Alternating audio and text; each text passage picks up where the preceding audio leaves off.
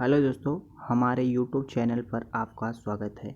हम ये चैनल सिर्फ बोर्ड के लिए स्पेशल क्लास चला रहे हैं। ये चैनल अपने कोचिंगों लिए हम बनाए थे, लेकिन हमें लगा कि इस समय बच्चे पढ़ नहीं पा रहे हैं। स्कूल कोचिंग सभी बंद हो चुके हैं, तो हम बोर्ड स्पेशल के तहत ये आपको इम्पॉर्टेंट बताएंगे। फिजिक्स, मैथ और केमिस्ट्री ईज़िली सभी इम्पॉर्टेंट बताए जाएंगे। तो आज हमारा ये पहला लेक्चर है। क्योंकि मेरे पास सब्सक्राइबर अभी नहीं है, तो हम लाइव नहीं आ पा रहे हैं। अतः अगर आप लोग जल्दी से, जितना जल्दी से पूरा करेंगे 1000 सब्सक्राइबर, उतना जल्दी हम लोग लाइव आ जाएंगे। तो ये सेशन शुरू करते हैं बिना देरी किए, क्योंकि देरी करने से कोई फ़ायदा नहीं, क्योंकि हमें पढ़ना है। सब्सक्राइबर तो आप लोग कर ही देंगे, क्योंकि इम्पोर्टेंट चलाएंगे। सर आप लोग करेंगे, आपका ही फ़ायदा होगा। कुछ करना नहीं है, बस हम लोग बता देंगे। तो मेरा आज का टॉपिक क्या है, देख लीजिए। आज का टॉपिक है समांतर प्लेट संधारित्र के लिए धारिता का व्यंजक प्राप्त करना। जो समांतर प्लेट संधारित्र तो जानते ही हैं। संधारित्र दो प्लेट होते हैं, जिस पर प्लस क्यू आवेश तथा विपरीत, मतलब बराबर व विपरीत आवेश होते हैं। बराबर व विपरीत आवेश होते हैं। इस पर प्लस होगा, इस पर माइनस होगा। लेकिन अब जो मात्रा होगा 2 कूलाम तो 2 कूलाम दोनों पे होगा, परंतु विपरीत होता है। यही है संधारित्र। तो इसके लिए हम व्यंजक प्राप्त करेंगे संधारित्र की धारिता। देखिए, समांतर के लिए क्या होता है, सी बराबर क्यू बाई भी होता है।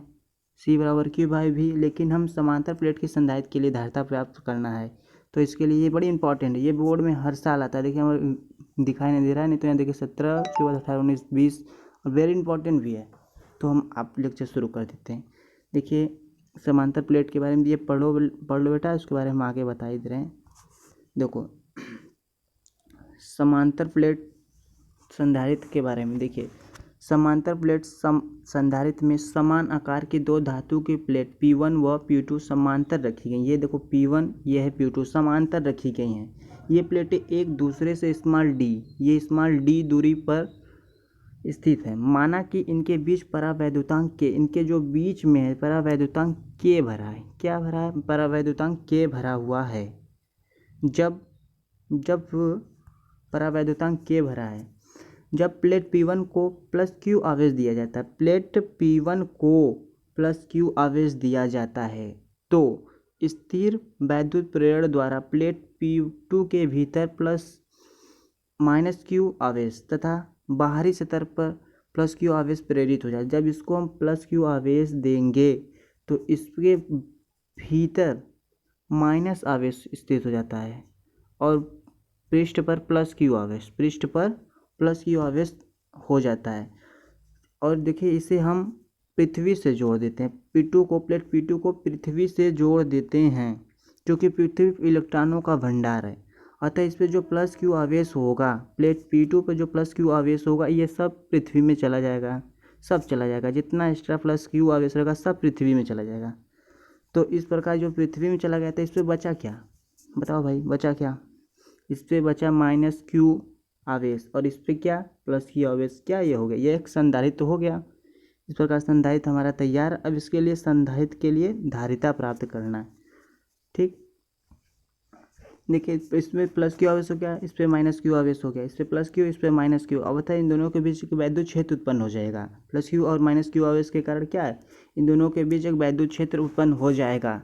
तो वैद्युत क्षेत्र, देखिए, हम लोग जानते हैं कि सिग्मा, देखिए, दो समांतर प्लेटों के बीच वैद्युत क्षेत्र के लिए सूत्र क्या होता है, सिग्मा अपान एप्सिलॉन नॉट। यदि परावैद्युतांक है तो उसमें के एप्सिलॉन नॉट हो जाता है। ठीक, तो वही सिग्मा अपान के एप्सिलॉन नॉट, देख लीजिए। अतः दोनों प्लेट के विपरीत प्रकृति के आवेश हो जाएंगे, तो जिसकी तीव्रता क्या हो जाएगी, ई अपान की सिग्मा अपान के एप्सिलॉन नॉट। चूँकि हम लोग सिग्मा अपान क्या जानते हैं, सिग्मा बराबर जानते हैं क्यू अपान ए। मतलब इससे क्या है, यह है एकांक क्षेत्रफल के आवेश है। सिग्मा क्या? एकांक क्षेत्रफल का आवेश। मतलब एकांक क्षेत्रफल आवेश को पृष्ठीय आवेश घनत्व कहते हैं। सिग्मा बराबर क्यू अपान ए। एकांक क्षेत्रफल मतलब कोई पृष्ठ होगा, उसके एकांक क्षेत्रफल में कितना आवेश है, उसे कहते हैं सिग्मा। सिग्मा मतलब पृष्ठीय घनत्व, आवेश का पृष्ठीय घनत्व है। इसको इरेज करते हैं, नहीं अगले पेज पे चलते हैं। ठीक। तो वहाँ से देखिए ई बराबर, अब जो कि सिग्मा बराबर हम जानते हैं क्या, सिग्मा बराबर क्यू अपान ए, वही मान यहाँ पर रखेंगे तो ई बराबर ये आ जाएगा ये। अब यदि देखिए दो प्लेट हैं जिसमें एक प्लस क्यू आवेश होगा, इसमें माइनस क्यू, तो इसके बीच में विभवांतर भी उत्पन्न हो जाएगा, क्योंकि हम लोग जानते हैं वी और ई के बीच में क्या संबंध होता है, वी बाई डी, डी क्या उन दोनों बीच की दूरी हो जाएगा, और वी, अब यही वी बाई डी का मान यहाँ हम रख देंगे तो क्या होगा, यहाँ रख देंगे,